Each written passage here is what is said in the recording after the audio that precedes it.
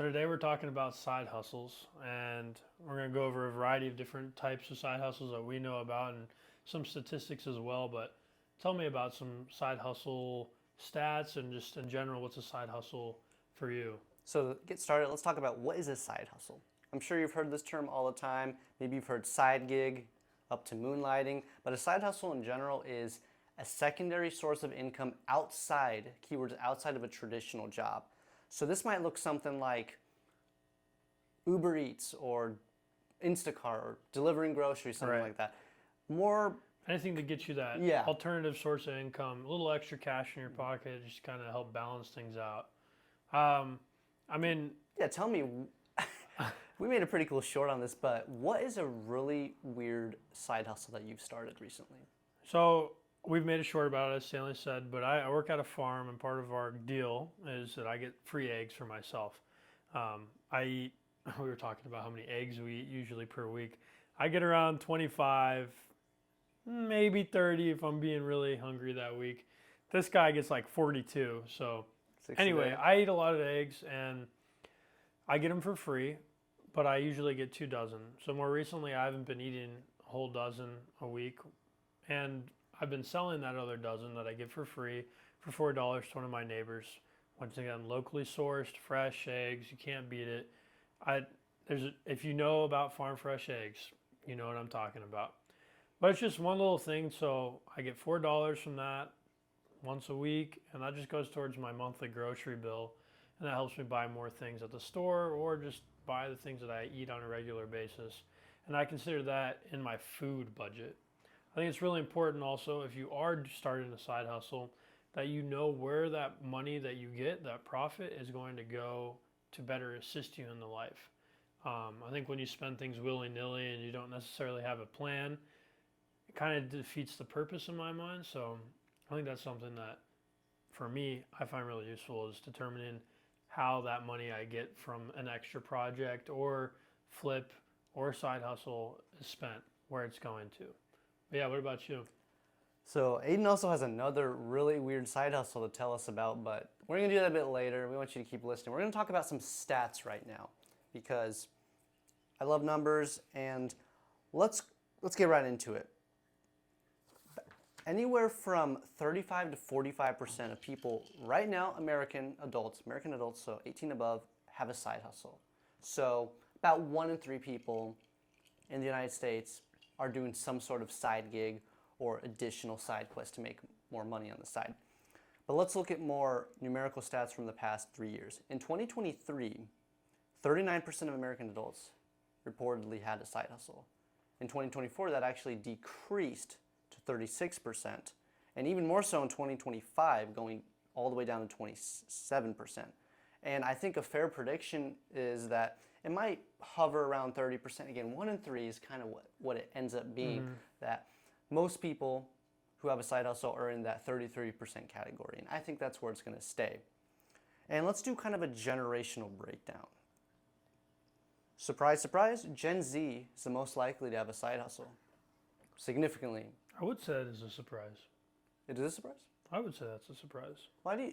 Well, before we get into that, I'll continue the breakdown. Second most likely, millennials, then Gen X, and then boomers. So the trend here is that younger people above the age of 18, so younger adults are more likely to have a side hustle than older adults. And now I want to kind of ask you right now, why do you think that younger adults are more likely to have side hustles? Well, I would say that younger people in general, we're gifted with more energy. So that's right off the bat a fantastic thing. So I don't know, that makes sense to me, but I am surprised that our generation is one that has the most amount of side hustle activity going on. I would say, I don't know, a millennial maybe, I think would be in there. And you said there's second? Yeah, so kind of the younger the generation, the newer the generation, if you want to think that way, the more likely it is to have a side hustle. And my explanation for this would be, as you kind of touched on, more time. When you're young, you have almost infinite time and energy, and usually you don't have as many responsibilities. If you're in your 20s, you likely don't have a family yet. You likely or you might even be in college still, in school, Yeah. or you might be unemployed, and best time to start a side hustle is when you're unemployed. So that would probably be number one. Why are the youngest generations Do you think that that's going having to side be hustles? changed with the coming generation of Gen Alpha? I think so, yes. I think Gen Alpha is going to see a very high rate of side hustles just because, I mean, you go on YouTube, everybody's saying, how I made $1 million a month as a lazy college student. And I really think all this kind of brain rot content and lazy YouTubing, lazy content creation, AI slop is really going to affect Gen Alpha and even Gen Beta to where they're going to believe and really feel that, oh yeah, I can just put a little bit of effort in and make money just by uploading on YouTube or by posting Right. to social media. And Well, and the funny thing is, you can. Yeah, you can. And I'm not against any of that. I do think that there's a lot of people out there who have made it, if you will, and then they sell these shitty courses, excuse my language, but and that gets a whole bunch of younger people or other people who are not too familiar with what they're doing really excited about something that they can't really make money on in general, and they usually have to spend money to get that information. When I guess some side hustles that I do on a day-to-day basis is yeah, real quick, let's do almost like an income disclosure for both of us because we are both actively pursuing side hustles. We have multiple side hustles, each of us, and that's kind of why we decided to talk about this and why we feel like we have any kind of knowledge and expertise on this. So getting into our you first, finances here. yeah, kind of. I mean, you don't have to be rigorously income disclosure, but kind of tell what kind of side hustles are you in, and what's your monthly income from that looking like? So for me, I guess I would generalize and say that I probably make around $300 to $500 a month off of Facebook Marketplace flips. I know a whole bunch of people who are, for some reason, getting rid of a whole bunch of stuff, and they always are like, "Well, do you want that?" And I need to have a vision with what I can do with it first. Yeah, sure, a lot of free stuff is great, but also if it's something that's like a big ticket item, can you really get that sold quickly? And then they want it out of their house, which is the main purpose of that. So then I have to house it. So that kind of comes down to, where am I going to store it? How long is it going to be there? And then at one point, are you going to cut it at a loss? And then the thing is, if you didn't pay anything for it, it doesn't really matter. But if you do pay to get it as a flip, that's when things start getting a little tricky because you don't want to take an L on something. So I've been, more recently, I've sold a spreader, a lawn fertilizer spreader, a lawn edger, 2 tables. I have 2 chairs. Someone should buy those chairs, please. I'm selling a TV, and this is all stuff that's been given to me because someone just didn't want it and they didn't have the room for it anymore. And for me, I just look at it as, okay, I can sell these things, which the problem is a lot of people just, I'm not saying they're lazy, but they feel like it's a big thing going through the selling process. I'm not too sure how familiar you are with Facebook Marketplace. I doom scroll Facebook Marketplace. That is one of my happy places. I love that. Best thing ever. You don't pay taxes very rarely on any of the things that you're buying off of there. Connects you with a whole broad, like, you can set your area or the distance to whatever you want. And you can also see people who are selling stuff locally. So I always find that it's easier for me to buy something secondhand or used on there that does the same job for me. Basically, the selling process, you take a picture. I take 3 usually. Try and get as much detail as I can. A short video. You got to be kind of classy with the description. You want to make it seem like you also are getting rid of it. Don't have the space for it anymore. Want to see it go to a good family or go in good hands, blah, blah, blah, blah, blah, blah, blah. And then if you got it for free, list it at a pretty reasonable rate for yourself. Like, if you have a $100 item that you got for free, you can get it sold really quickly for 70, 75 bucks. And it's 75 bucks that you didn't have before. And the whole thing is you can't lose sight of the cash. So that's one of the things that I do as a side hustle. I sell eggs on the side now. And all of that just kind of plays into a different pool of money. And I've found that separating your pools and making sure that they're very distinguished really helps pave a way forward for you to expand and dip your fingers into multiple things. Now I'll tell about my side hustles. Mine are a little more kind of white collary. I'd say Aiden's a little more on the blue collar side, so we kind of have different perspectives on how you can make money, and I think this could be very valuable to the viewers. I'm more in kind of the academic writing realm, so simply put, I get paid for He's smart. I get paid for writing quiz material for quiz and test material for kids, high school, middle school, college. And that generates me, again, another thing about side hustle I'll touch on later, but that generates me anywhere from 500 to on a really good month, 1,500 a month. But I've been averaging anywhere from 750 to probably $1,000. More on the lower end now. I had a couple months where I was in the 15, close to 2K. That's awesome. A little lower now, and just how it is. And what I wanted to talk to you about when it comes to side hustles is they are very active income based at first. If you have an online business, you're in e-commerce, you can absolutely scale and make that passive. But at first, you're going to be doing a lot of active income, which means if you want to make more money, you got to work more hours. As opposed to a job where if you show up and do the bare minimum work required to not get fired, you'll get a paycheck of the same size that if you put a little more effort in. Not saying you should sandbag your job, but that's kind of the reality. That's the reality of having a side hustle. It's active income at first, and for a long time it is active income. So if you don't have a whole lot of time to commit to your side hustle, don't expect to be bringing home a big paycheck every time. True. And before we move on, to give you an idea of what I mean by active income, more statistics. On average, people spend 13 hours a week on a side hustle if they have a side hustle. So for American adults who have side hustles, they're spending anywhere from 11 to 16 hours a week. So we're coming right in 13 hours a week. That's kind of like our average. So a little under 2 hours a day, or if you only work Monday through Friday, about 3 hours a day additionally.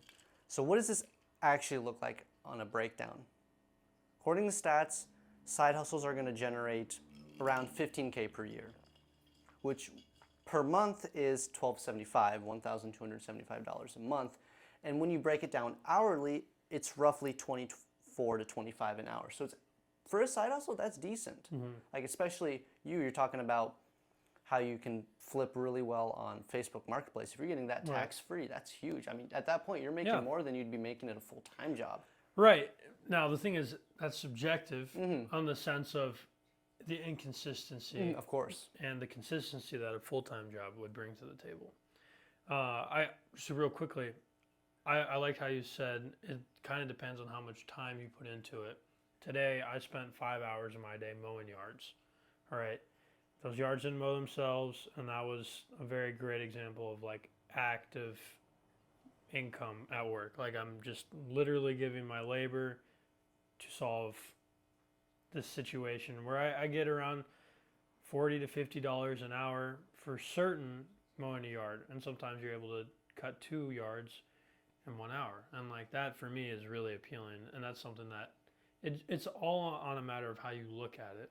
But yeah, please continue. Sorry about that. For reference, if you don't think $20 to $25 an hour is decent for a side hustle, I will remind you that the federal minimum wage floor right now is $7.25 an hour.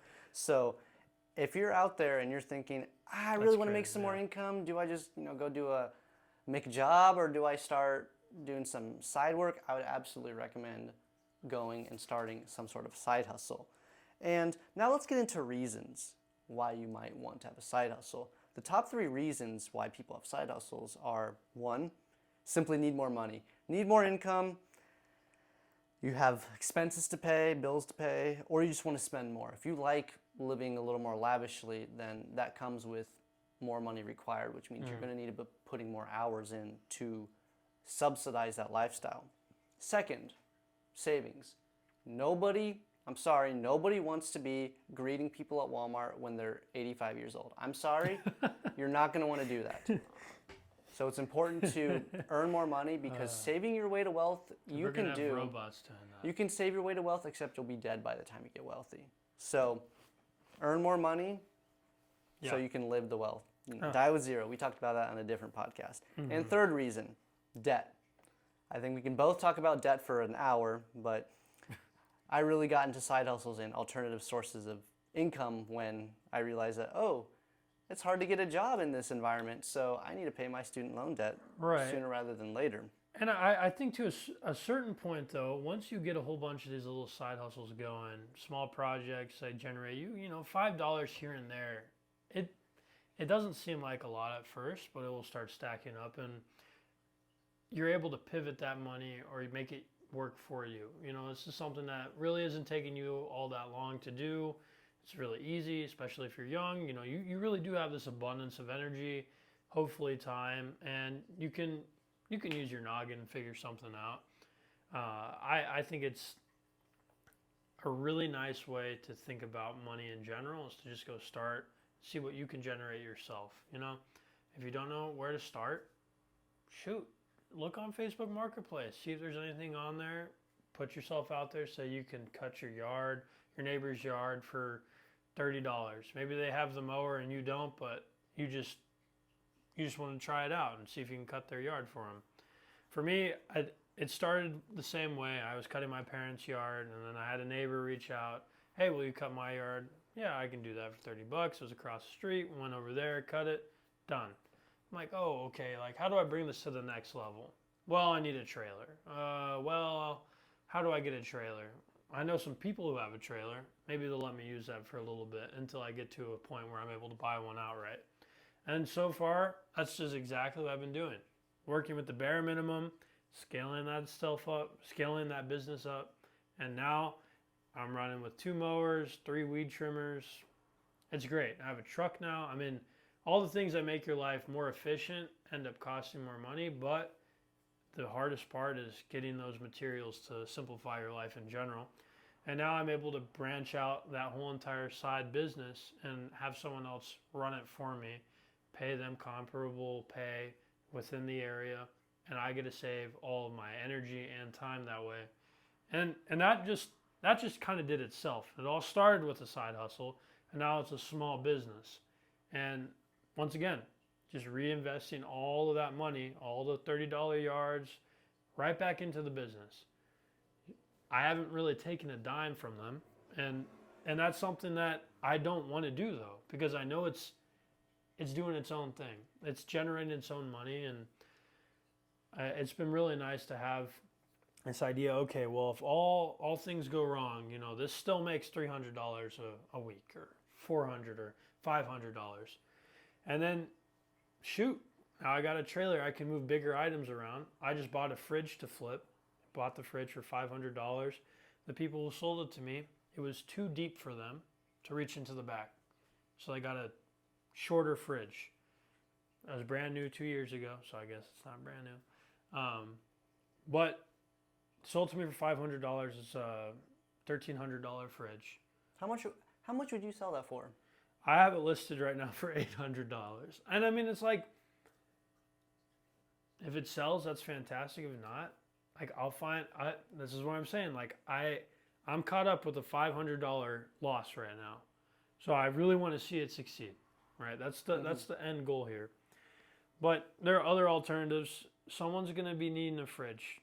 It might not be tomorrow, might not be next week, but it's coming. We have a mutual friend who sells stuff on eBay, like a bat out of hell. That guy has a cryopod in his garage. And he bought that like 5 years ago. He's still waiting for the day. I don't think it's going to happen. I think we're going to end up doing some stuff with the cryopod. But, that's how you need to make sure that the deal you're doing is simple. You don't need to do this complicated thing. For that cryopod example, that's such a niche market. Stanley doesn't need one. I didn't even know what it was till he bought one. Think about the things that you use on a daily basis, and if you see something like that floating around for a nice steal of a deal, pick it up. Why not? And the worst thing, you lose a little bit of money and you learn a big lesson. So I mean that would be a great start in my mind. Just start. That's the hardest thing. You mentioned something that I really want to emphasize, and that's investing in yourself. Mm-hmm. Especially when you're in a side hustle. And actually, a side hustle allows you more than ever to invest in yourself. I read this quote, but if you're not willing to invest in yourself, but you're expecting others to invest in you, you're a scammer. Like, absolutely, use the opportunity you have with a side hustle to generate a skill which you can then monetize. Here's a great example, very simple. Everybody's getting into content creation. Learn how to video edit. There are tons of small YouTube channels out there. Don't email us. There are tons of small YouTube channels out there who need an editor. They're really bad at editing, and that's their make or break. Like, they're on the cusp of becoming huge, but they just need better editing. And use that opportunity to develop your skill in video editing. And who knows, that might land you a full-time job in marketing, content creation, who knows? So absolutely use it as an opportunity to invest in yourself, which is the most important thing you can invest in, the 6 inches between your 2 ears. You know, when it comes to side hustling, I've never looked back on buying a book for myself to read and generate more, or listen to a podcast or audio. I've never had bad thoughts about that because I'm only focused on investing in myself, because why would people invest in me if I'm not going to invest in myself first? Right. Yeah, I mean, that, and what Stanley's saying is just believe in yourself too and just give it a try. A lot of the side hustle stuff for me stemmed from someone else not wanting to do some type of work. And I've been doing work my whole life. I'll mention real quick that the third most successful type of side hustle is in fact a local service. So as Aiden is talking about, if you can find a local problem in your town or community, that's an avenue to start a side hustle. Now, and I want to say though, if it is something like a small business or mowing that yard every week, you are going to be expected to mow that yard every week, right? I mean, there's a level of responsibility that comes with it, which is really important, I think, too, to take into consideration. Like, you need to deliver what you're selling, because if you don't, there's going to be some lashback, and one, it's just not good for business in general. You know, you want to do it as cleanly and as responsibly as you can. Being an honest business person is really important. You don't want someone thinking, oh, he's inconsistent, he doesn't really do a great job. And that's not saying that they want you to be perfect every time, but if you start getting into the mindset of how can I do this a little bit more efficiently, a little bit more responsibly, and a little bit more professionally, I think that will help stem your whole entire mindset into, you can bring these same aspects into your own life and be more responsible and professional with things that you do on a day-to-day basis. And that's one thing that I've learned from just simply doing a flip on Marketplace. How frequently are you checking your Marketplace Messenger? Are you being consistent with the replies? Are you keeping up with this person? And all it does is build credibility. A rating system is really important. I remember I bought a PC for someone, my girlfriend, and the guy he was super responsive with a problem I had. He said, please, can you leave us a review? The reviews are the same across the board, no matter what industry you're in. If you have a high standard of good quality reviews, you're now more reputable and you're easier to be trusted with something. So once again, it's a mindset, and it's something that you just have to start doing for yourself and just giving it a try. I think it's the hardest part, is just taking the step out the front door. Let's get back to the stats, and I think this is genius, but 3 out of 4 people, 75% of people who have side hustles, attribute the rise of side hustles to inflation. And I think it makes sense because, well, prices are going up, gas is pretty expensive, chicken's expensive, eggs are expensive, everything's expensive, but I'm not getting But my income's not inflating from my full-time job. Yeah, it doesn't care about Yeah. the price of goods and services. Yeah, your salary doesn't care whether the inflation rate is 8% or 2%, which leads kind of to the next stat that I want to talk about is most side hustlers say that a 20% raise in their salary would not cause them to stop that side hustle, which I think is absurd. So it's almost as if a side hustle is worth more than 20% of a salary, even if it's not that much. And I think I've thought about some reasons. I think number one is we've kind of seen this shift maybe over the past decade, 2 decades, from people being over reliant on their job, hugging that job really tightly because they feel secure. And yeah, if you grew up during the 80s and 90s, yeah, if you got a job, you'd be pretty much set for 40 years. Right. But we're kind of seeing people become disillusioned with that idea of the 40-year plan because it doesn't matter whether you're 25 or 45, you could get let off any day and there's nothing you can do about it. Yeah, and it's security. It's just knowing that you can have, in an emergency, a little breath of fresh air. Yeah. It's you never want to be over reliant on a single source of income because what happens if that income gets pulled from under you? And that could happen any day. And I'm not saying go start 10 different businesses. That's not what I'm trying to say. But at first, if you have a job right now, be looking for a secondary source of income. Not necessarily to replace your job, but just what happens if you wake up, you go to your work one day and your boss hands you a PIP, which you can look it up, but it basically means they want to fire you, but they have to have a reason to fire you. Or you might be part of the mass layoffs. There's nothing you can do. You can get laid off on a dime, which is, I think, kind of broken because when you quit a job or when you resign a job, you have to give your 2 weeks. Right. You don't get 2 weeks when you're getting let off. You just get let off. Like, sorry, your keys aren't Bye-bye. active. You can't enter anymore. Yeah, that pay. I know it's the middle of the month, but we're not going to pay you for the 2 weeks you worked. Yeah. And I also want to say that you can start a side hustle at any age, old or young.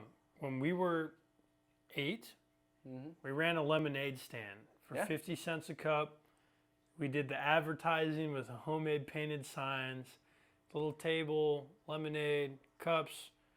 And I mean, like, that small fundamental mini micro business has stemmed so much on how I think about money, my interactions with customers, selling a product. I mean, it's really broadened the whole entire mindset and how I think about businesses in general and products that are being sold on any website, marketplace, Amazon. It's really opened my horizon to, one, money in general, but two, there's no right or wrong time, but the earlier you start, the easier it will get. And I think that you don't need to be afraid if you're thinking you're too young or too old. Yeah, we actually talked about this on a YouTube short, but the best time to start a business is now. It's only going to get harder. Yeah. I'm not going to dwell on that too much. We can make a video on that. But I want to go back to stats. The second reason why I think, and I think there's backing for this, people want to have side hustles is diversified income. They teach you in basic finance accounting class that you never put all your money in one stock. You never put it all in GameStop. Or put all your chips on red. Exactly. Or green. You want to have a diversified portfolio in the stock market. The same way you want to have a diversified income stream.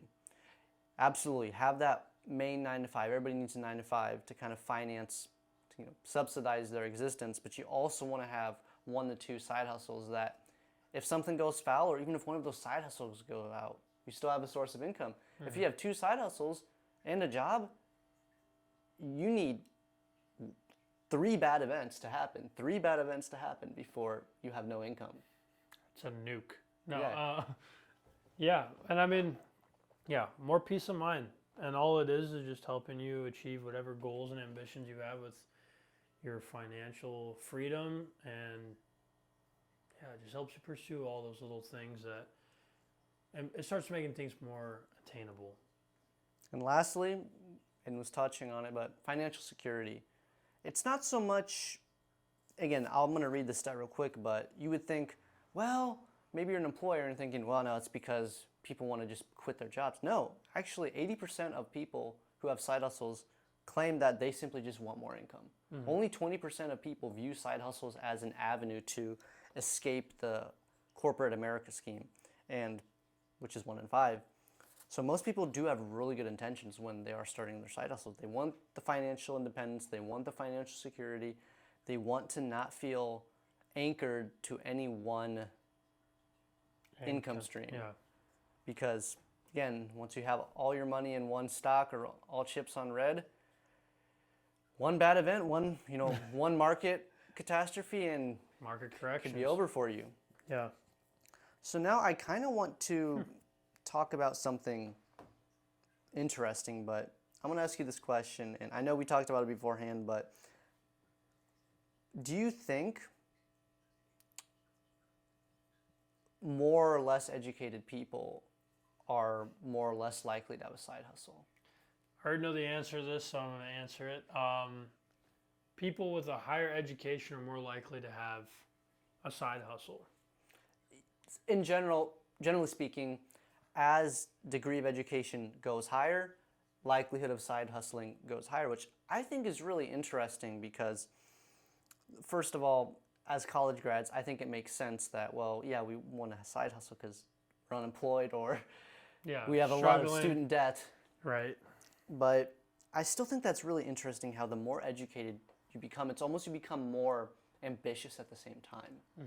Which makes sense. To get to bachelor, master, PhD level of education requires a certain intrinsic amount of motivation and ambition to want to even get to that point. So using the same kind of personality type, you can just carry right over to starting a side hustle.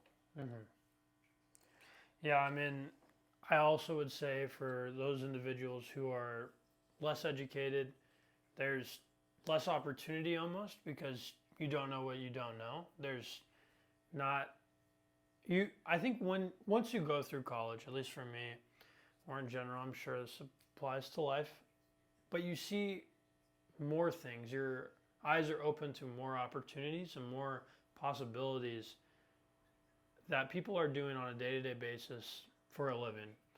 And I think once you can see, oh, I really like that. Like, for example, I have a very weird passion for cleaning my carpets.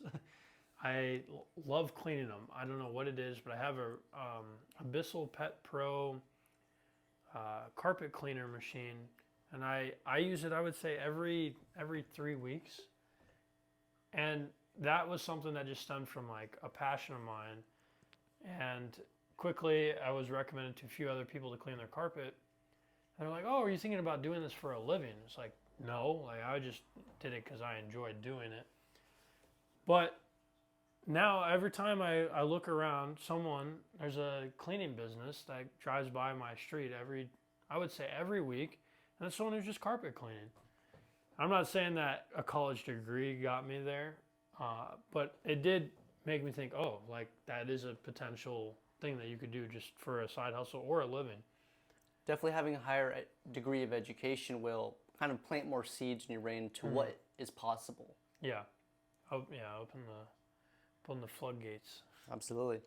Kind of to wrap things up, I think these are some really neat statistics now, but let's talk about where is side hustling concentrated in the United States and where is it not? Because maybe you're thinking, well, not a lot of people do it around my area, or feels like everybody's doing it. Should I start doing it? Peer pressure? And maybe you live in one of these cities and that'll be like, oh, that's why I'm seeing this trend. So let's talk about most common. Most common U.S.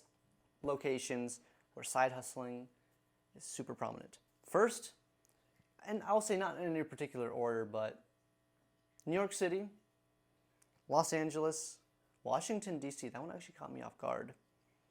Florida in general, I say Florida because pretty much every large city in Florida is bustling with side hustles. I mean, Miami is a good example, Orlando.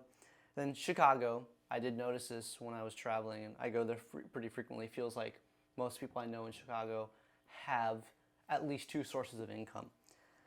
Then we have Dallas, Fort Worth in Texas, and Houston's also up on there, not as much though. And lastly, this one surprised me, but not so much Aiden. He's going to talk about it, but Atlanta.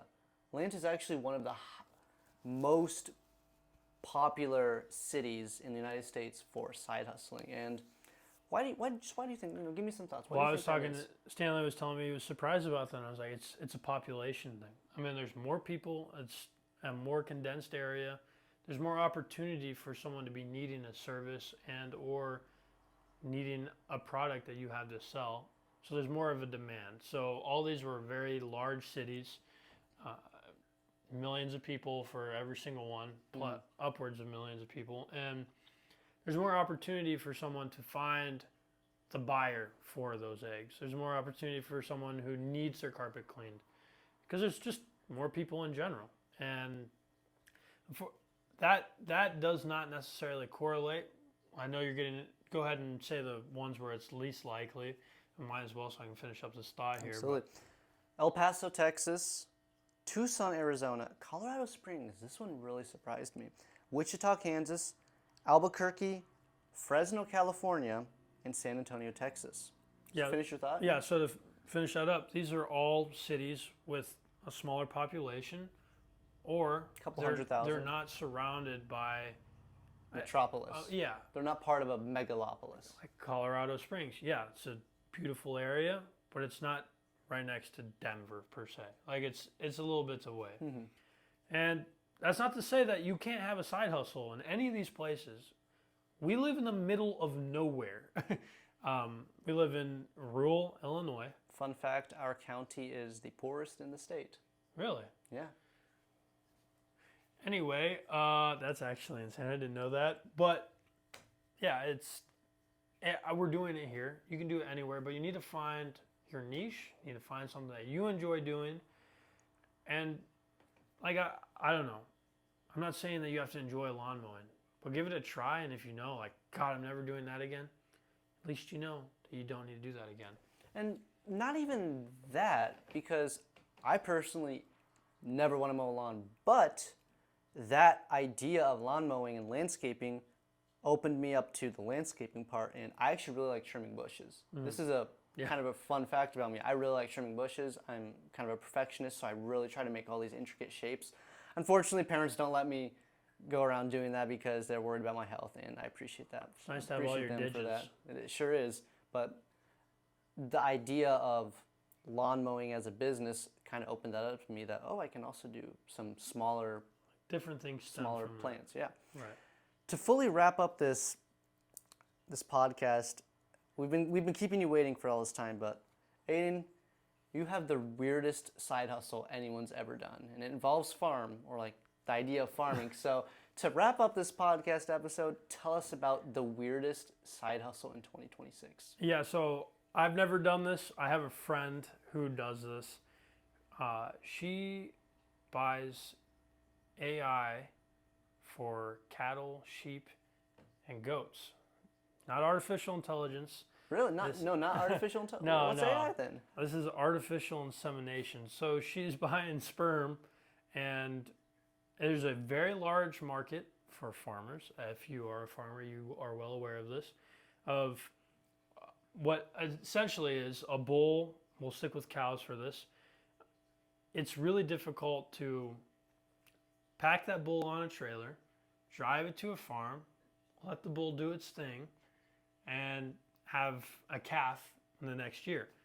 So what farmers have figured out is a system of accruing that semen from the bull in these large facilities and selling the semen in cryo tanks, frozen tanks that are in liquid nitrogen, and they're able to sell them and store them for up to a year. But there's a giant market for this. So what she does with her friend is they'll buy samples of this, which hold between 5 to 10, all the way up to 50 samples if you're getting, like, there's a large amount right there, obviously. And they will buy them for market value in the area, which is relatively cheap. We'll always call it around $30 to $100 per canister. And we'll drive all the way to Iowa and resell them there for very, very profitable margins. What kind of margins are we looking at? From what we were talking about when I had talked to her last, they were getting flips of around $900 all the way up to $1,200 per trip. Granted, they're using their time, their energy, and a car, so like it's not for everyone, but that's a niche market, a very high-paying niche market, and not everyone is selling, semen. So I mean, it's like You could easily scale it's just that. it's a very interesting thing. And she was telling me about this, and I thought she was pulling my leg. Like, I've never heard of that before in my life. But now I can't stop seeing enough of it. I know someone who bought bull semen last week, actually, 10 canisters worth. So very interesting. Definitely the strangest side hustle I've ever heard of, but probably one of the most profitable ones. But yeah, I mean, that kind of wraps things up, and I hope you can take something away from this. And